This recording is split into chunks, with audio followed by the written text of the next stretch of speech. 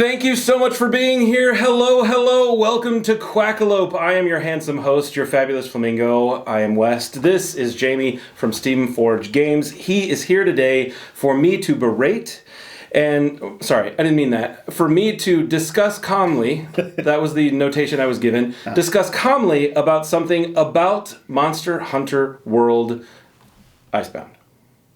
Iceborne. That's what I said. Iceborne. Yeah. If you rewind that, I definitely said Iceborne. Okay. Yeah. Iceborne. That's what I said. Yeah. Okay. All right. I just said it with an American accent. It's just hard to tell. That's why I didn't understand it. Exactly. See, I'll try my Manchester accent the next time, but it's probably not very good. just for the record. Okay.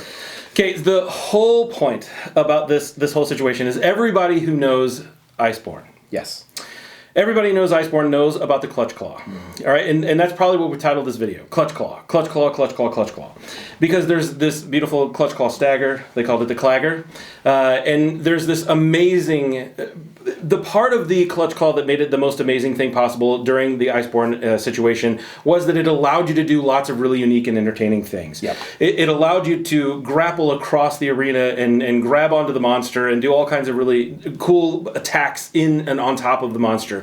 You could attach yourself to various locations and do unique things, like you could attach yourself to the head and slam the head against the wall. You could, to grab onto the backside, break the shield value that was on top of it, which was really cool. You could also keep a monster down on the ground, so you could grab a flying monster and like pull them literally down to the ground again, which was really, really fun.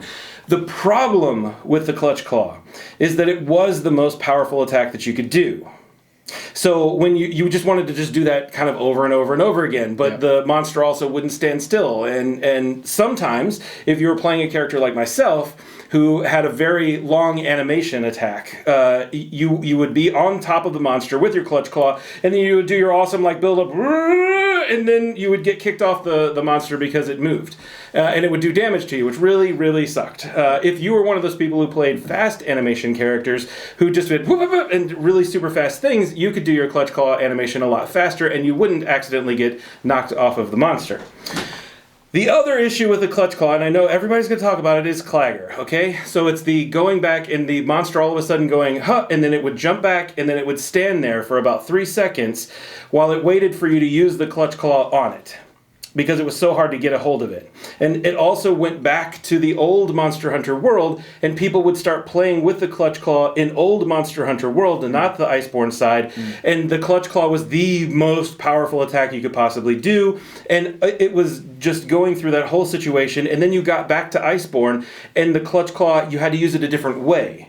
So you weren't as good at doing that, and then that barrier for entry, the training mode, so to speak, of how to actually use the Clutch Claw properly, it was so difficult. A lot of people didn't enjoy playing the game because they didn't understand it, because Clutch Claw worked differently in the Monster Hunter World than it did necessarily in Iceborne. Yep. Because it was more situational in Iceborne the way it was designed. Sure. Now that I've said all of that, yes, is Monster Hunter Iceborne going to have the Clutch Claw? it's going to have a Clutch Claw. It's not going to necessarily work in exactly the way you just described. Okay, good. So that's a good thing, though, right? Because sometimes you're learning. I'm not going to say mistake. You're learning from the issues that arose from the original game, and you're still finding a way to implement it into this game, right? We want to take the essence of what was the most awesome about the Clutch Claw. I love it. And take that into the board game of what we felt that was the case. This is your floor. Please tell me how you're going to do that. So the Clutch Claw combines not only an element of how the Clutch Claw works in Iceborne, but it also takes some of the grapple hooking capacity from World as well. Okay. Those two things together. So it does a couple of different things. So firstly, it's an attack that is in your Hunter's base attack deck. So you're they actually have 21 cards rather than 20. That firstly controls the cooldown on the Clutch Claw, because it's a very powerful card when it comes up. It is still probably one of the most powerful things that you can do, because that makes sense for it to still be that. It's exciting. It's incredibly fair. So it only comes around once every 21 cards. So it's not going to happen something that's going to happen terribly often. Well, it is going to happen often, but it's not going to happen like every turn. Okay. Okay. So then the first thing that it does is it allows you to target a piece of terrain and to move your hunt. That's within, I think, 4 nodes, and move your hunter onto that piece of terrain. Cool. So it allows you to quickly traverse the game board, and that's probably more useful for something like a ranged hunter, like a bowgun, I'd imagine. But it also could mean, say, if, let's say, for example, you were fighting this monster and you were playing the greatsword in the far corner, you want to clutch claw on a piece of terrain to get closer. It's almost like you've seen me do that exact thing. Be as far away from the monster as humanly possible because I have to run and get there, but I can't get there because it ran away. The monster ran away from me. Yes, that is true. Okay, So okay, scared good. of you, it just ran away. It did, it's true. So that's the first thing that the clutch claw does. That's more of a kind of a grapple hooking ability. Love it. Then the more clutch claw specific element is that instead of targeting a terrain node, you can target the monster itself as long as you're within 4 nodes. Okay. And then you would basically zip line straight towards the monster within that arc. Love it. So you're immediately closing the distance. It's a card you discard from your stamina board, so it's not one you place on for stamina either. So it doesn't even take up a stamina slot. It doesn't even take up a slot. It doesn't count as one of your attacks that the monster allows you to do because you're discarding it. You're not placing it onto your stamina board. Even better. So it's not costing you anything. You're just getting a free movement across the game board. And we're not finished yet. Once you get there, let's say that it's this. I mean, I'm picking up a World Hunter, but let's say this guy had just clutch clawed his way towards Diablos for whatever reason. The next effect is that you then get that weakening armor effect you talked about from the video game. That's something we have ported over. And we want to do that in an interesting, exciting way. So we've done that in a way that it scales with the quality of your weapon. So once you have gotten over to the monster, you draw one of your damage cards, and the value of the damage card you draw is the amount that the monster's armor is weakened by for the rest of your turn. So you're saying that I could weaken that by potentially all the way up to, what, 5? Yeah, probably 4 or 5. 4 or 5. Man, that's awesome. So the better your weapon, or the harder your weapon hits, the more armor that you could take off the monster. And then for the rest of your turn, you can just go to town doing some damage. Your turn ends, the clutch claw effect goes away, the next hunter then gets to take a turn. That's very cool.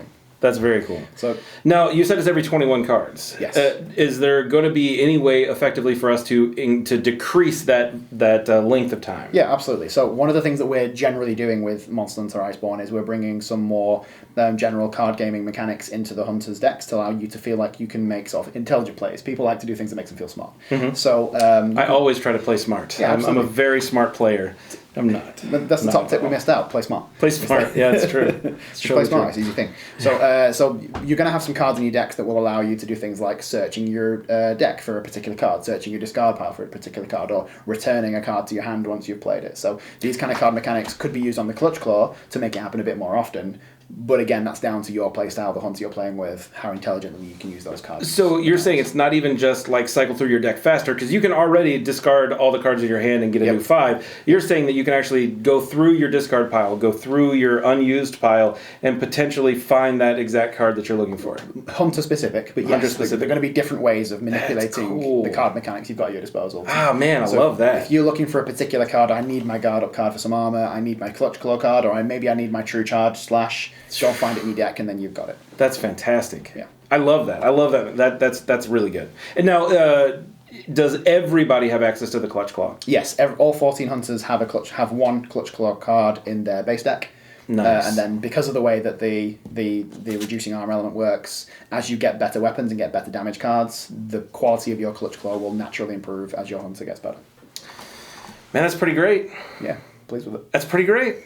I think you've solved a lot of the issues that the video game had with the Clutch Claw, and hopefully made it exciting still, because it was still an awesome element in the game that I absolutely loved, and that I felt like got unjustly frustrated by with tons of people, because they just didn't understand how to use it properly, and at times it was frustrating. But I think this is a great implementation of that Clutch Claw concept into the game. I can't wait to play it. Thank you. Yeah, appreciate that. Well done. Hope everyone else thinks the same. I do too. If they don't, they can contact you at Steamforged Games. It's Jamie, just so that you know. Just a little email, shoot them off. Sure. I mean, legitimately, we joke, but legitimately, I'm active in the Facebook. Like we've got an official Facebook fan group for it. We have the official Steamforged Discord.